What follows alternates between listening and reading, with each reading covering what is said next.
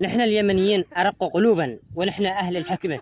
أيوة، شوفوا الفرق بيننا وبين الناس مثلا بأي دولة عربية يجزع واحد جنب الثاني يغلط عليه بكلمة مباشرة يتصالحوا، الأمور طيبة عندهم.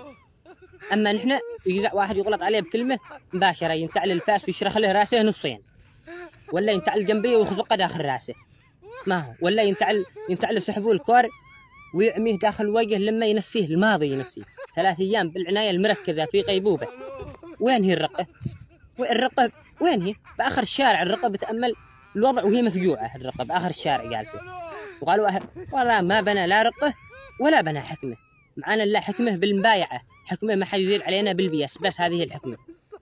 قالوا الواحد بيشيل له قاتب 25,000 ودخان ب5,000 ويجي بايع صاحب الليم، يقول له أنت صار كبير، أنت مغارط تبيع 9 حبات ليم ب500 وصاحبك يبيع 10. شوفوا الحكمة يعني هي بالمبايعة ولا ماشي معنا حكمة؟ يعني قال نحن شعب حالته وعاد نحن بنا زنط، شعب حالته حاله وبنا زنط، كل واحد بيشوف نفسه مدري ايش، وقال نحن كلنا ضباحة، كلنا ضباح، حالتنا حالة.